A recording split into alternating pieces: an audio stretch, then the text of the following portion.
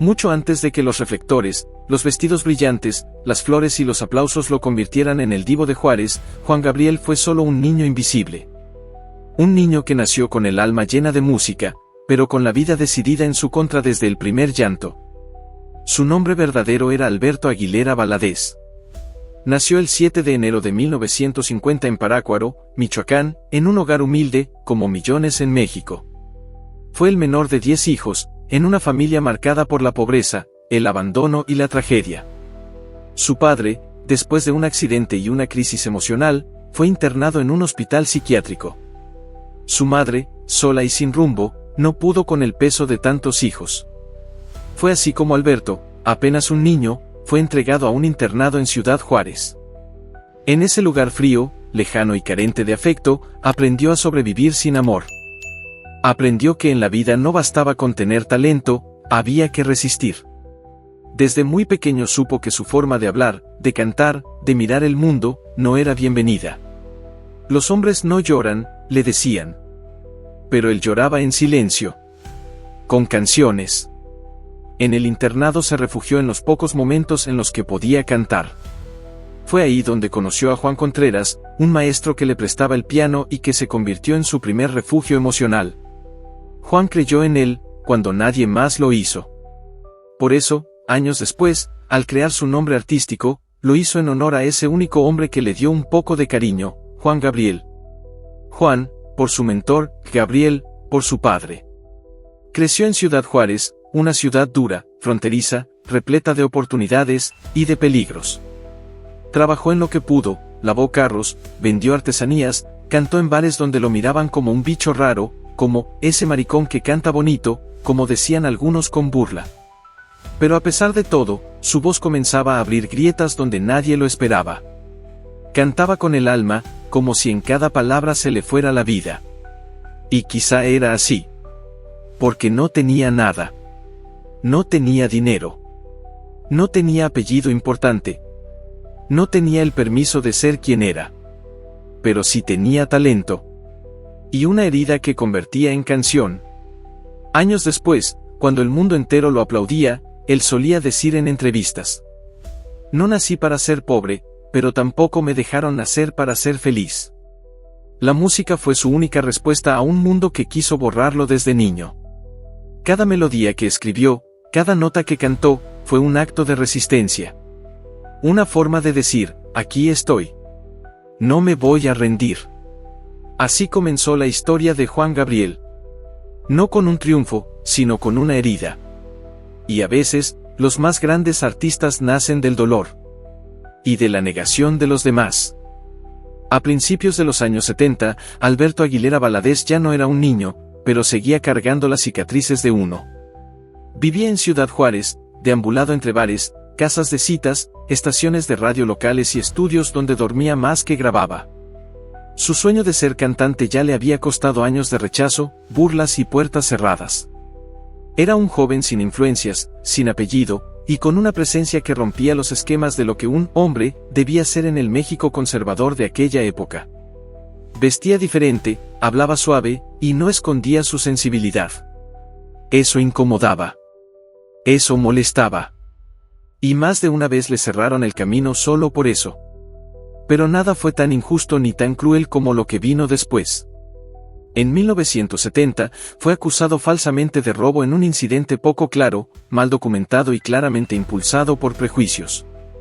Alberto fue arrestado y encarcelado en el Palacio de Lecumberri, una prisión famosa por su brutalidad, apodada el Palacio Negro, por lo que representaba un lugar de sufrimiento, silencio y olvido. Estuvo preso más de un año, sin sentencia firme, sin pruebas sólidas, sin defensa legal adecuada. Solo. Humillado.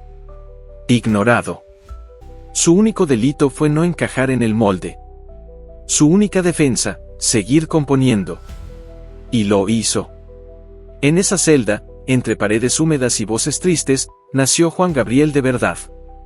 Ahí dentro, con un cuaderno viejo y una melodía en la mente, escribió algunas de sus canciones más sentidas. La cárcel fue su infierno, pero también su bautismo artístico. Ahí entendió que el dolor era su idioma. Y que nadie lo iba a callar. Fue la actriz y cantante Enriqueta Jiménez, la prieta linda, quien al enterarse de su situación, intervino. Ella creía en su talento y lo ayudó a salir. Le ofreció trabajo, lo apoyó moralmente, y fue su madrina artística. Una vez fuera, todo cambió. Adoptó definitivamente el nombre de Juan Gabriel, y comenzó una nueva etapa con furia en el corazón y fuego en la voz. Ya no iba a pedir permiso. Ahora iba a imponerse. Su primer gran éxito fue profético, No tengo dinero. Una canción directa, sincera, que hablaba de carencias, pero también de esperanza. Y el pueblo lo entendió al instante. Porque él no venía de arriba. Venía del suelo, del polvo, del hambre, del encierro. No era un producto de televisión. No era un invento de una disquera. Era real. Era de carne, de heridas, y de alma. Juan Gabriel no solo salió de la cárcel como un hombre libre. Salió convertido en lo que nadie pudo detener. Una voz eterna que había nacido en medio del barro, para brillar como diamante. Tras salir de Lecumberri y lanzar su primer sencillo, No tengo dinero, Juan Gabriel dejó de ser un joven invisible para convertirse en un fenómeno popular. Aquel joven sin recursos, con la voz melancólica y los ojos tristes, comenzó a llenar teatros y a sonar en todas las radios del país. México, el mismo país que antes lo rechazó, empezó a enamorarse de él. Pero no fue fácil. La industria lo quería, a su manera. Las disqueras querían moldearlo, encajarlo en un personaje más comercial, más masculino, más aceptable. Le decían: cambia tu manera de hablar. No te muevas así en el escenario. No uses esas ropas llamativas. Pero él respondía con elegancia y firmeza: yo no canto para agradarles. Yo canto porque nací para esto. Así fue como Juan Gabriel empezó a romper las reglas, sin pedir perdón.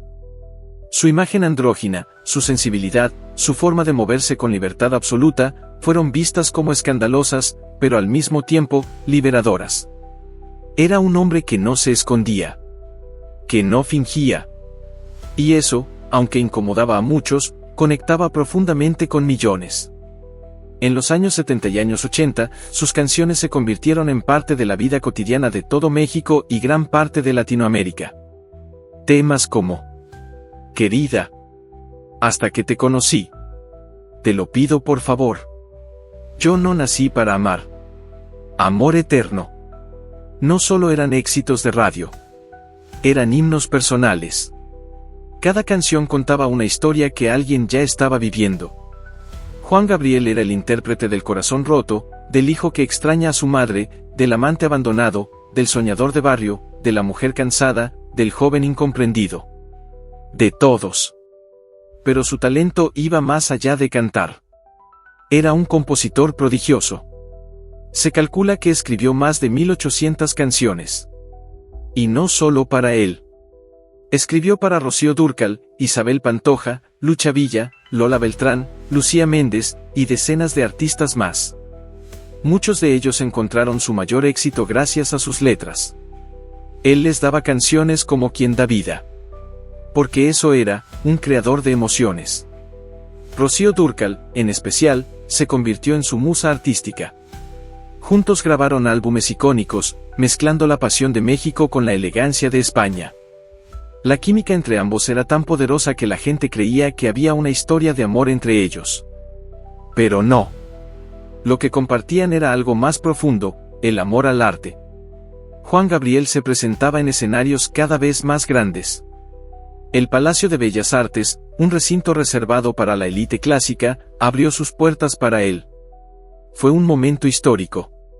El pueblo entró a Bellas Artes de la mano de un hijo de nadie. Ahí cantó sus baladas frente a músicos sinfónicos, y demostró que el arte popular también merece respeto.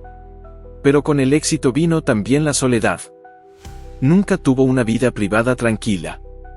La prensa se obsesionaba con su orientación sexual, pero él, siempre digno, respondía con frases que desarmaban cualquier ataque. Lo que se ve, no se pregunta. Y con eso, dijo más que 1000 confesiones.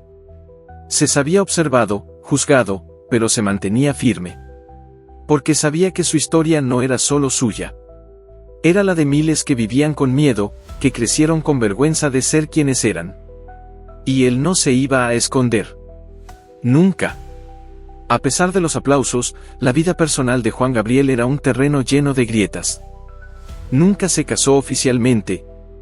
Tuvo hijos, pero siempre mantuvo su familia lejos del escándalo. Era un hombre profundamente generoso, pero también reservado. Regaló casas, ayudó a orfanatos, impulsó a nuevos artistas, pero raramente hablaba de eso. Lo que se da con el alma, no necesita publicidad. Con el tiempo, su estatus cambió. Ya no era solo un cantante popular. Se volvió una figura cultural. Un símbolo nacional. Un ídolo que hablaba con las canciones cuando no podía hablar con la boca. Un hombre que transformó el dolor en arte, y lo compartió con el mundo. Juan Gabriel conquistó el mundo, sí. Pero lo hizo a su modo. Sin doblegarse. Sin fingir. Y sin olvidar de dónde venía. Detrás del maquillaje, los trajes brillosos, y las ovaciones, seguía estando ese niño que fue abandonado en un internado. Pero ahora, ese niño le cantaba a millones, y todos lo escuchaban. Afuera todo era aplausos. Afuera todo era luces, flores, y un mar de voces que coreaban, Juan Gabriel, Juan Gabriel. Pero dentro de él, algo comenzaba a apagarse. Juan Gabriel estaba en la cima. Pero la cima también es un lugar solitario. A lo largo de más de 4 décadas, había dado más de 2000 conciertos. Había compuesto más canciones de las que recordaba. Había hecho giras que duraban meses, grabado discos sin parar, ofrecido entrevistas, colaboraciones, homenajes y presentaciones especiales. Todo sin descanso. Juan Gabriel vivía para los demás, pero poco para sí mismo. El escenario, ese lugar sagrado que tanto amaba, comenzó a transformarse en un lugar de exigencia, más que de disfrute. Cada show era una entrega total, bailaba, cantaba, lloraba, improvisaba, saludaba uno por uno al público, bromeaba, contaba historias, dirigía a los músicos. Y cuando terminaba, volvía al hotel, solo. Porque el amor que recibía sobre el escenario, no siempre lo seguía tras bambalinas. Muchos lo rodeaban por interés. Otros lo seguían admirando, pero no se atrevían a entrar en su mundo. Sus hijos vivían alejados del ojo público. Su familia cercana también. Juan Gabriel se convirtió en una figura que todos querían ver, pero pocos sabían abrazar. El cuerpo comenzó a pasar factura. Problemas de salud, cansancio extremo, infecciones, caídas. En más de una ocasión, salía al escenario enfermo, con fiebre, o después de haber pasado la noche en un hospital. Pero no cancelaba. Nunca. Porque él decía: mientras pueda cantar, no me siento mal. No sabía parar. No por ego, ni por necesidad económica. Sino porque el escenario era el único lugar donde se sentía completo.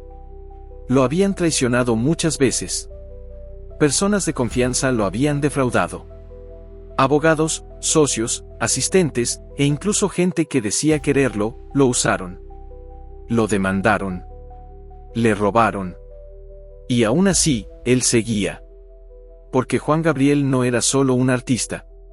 Era un hombre herido que convirtió el abandono en generosidad. Y por eso daba sin medida.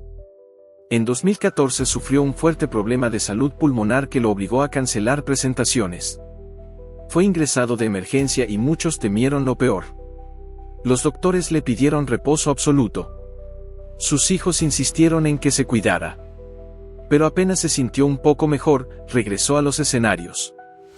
Dijo una frase que quedó grabada en el corazón de quienes lo conocían bien: yo ya no necesito descansar. Que descanse el mundo, yo nací para cantar. La gira, México es todo, fue su última gran gira. Y el nombre lo decía todo. Para él, México lo era todo. El país que lo ignoró, lo lastimó, lo traicionó, pero también lo amó como nadie. Por eso, dio su cuerpo entero para devolverle a ese amor una voz que nunca dejó de sonar. Cada vez se le veía más delgado, más frágil, pero con el alma igual de encendida. El brillo aún estaba ahí. Pero también el cansancio. Y ese cansancio no era solo físico. Era existencial. Era el cansancio del niño que luchó toda su vida por ser escuchado. El cansancio del hombre que nunca encontró una pareja estable, ni un refugio donde pudiera ser Alberto. El cansancio de cargar sobre los hombros el amor de todo un continente, sin poderse soltar. Juan Gabriel seguía de pie. Seguía sonriendo. Seguía improvisando en el escenario. Pero ya no era el mismo. Y aunque nadie lo decía, todos empezaban a sentirlo, algo estaba por terminar. Era 28 de agosto de 2016, un domingo cualquiera, hasta que el país entero se detuvo. En las noticias apareció una frase que nadie estaba listo para leer, aunque muchos ya lo presentían. Juan Gabriel ha muerto. Un infarto fulminante, en su casa en Santa Mónica, California. Tenía 66 años. Había dado un concierto apenas 2 días antes, en Los Ángeles, como parte de su gira México es todo. El escenario, una vez más, había sido su altar. Y como siempre, se despidió con una sonrisa. Nadie imaginó que sería la última. La noticia recorrió el mundo como un rayo que rompía en dos el corazón del pueblo. Miles lloraron. Algunos no lo creyeron. Otros se negaron a aceptar que alguien tan lleno de vida, tan luminoso, ya no estaría más. Porque Juan Gabriel no solo era un cantante. Era parte del alma mexicana.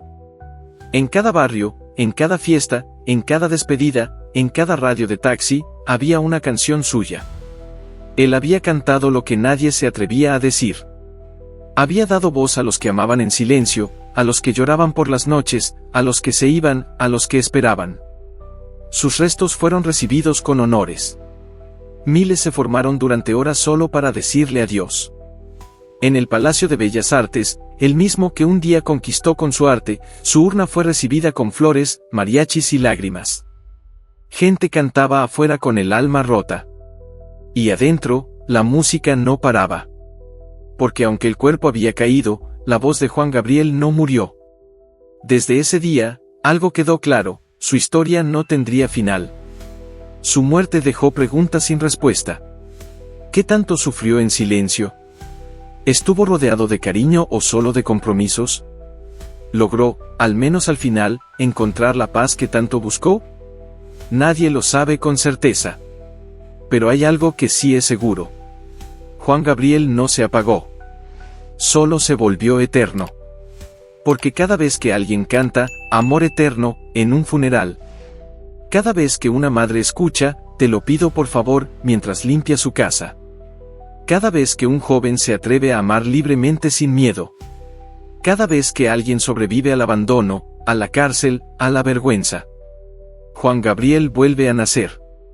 Su legado no cabe en números. No es solo oro ni discos. Es huella. Es identidad. Es emoción pura. Ese niño abandonado, ese joven preso, ese hombre que cantaba con los ojos húmedos.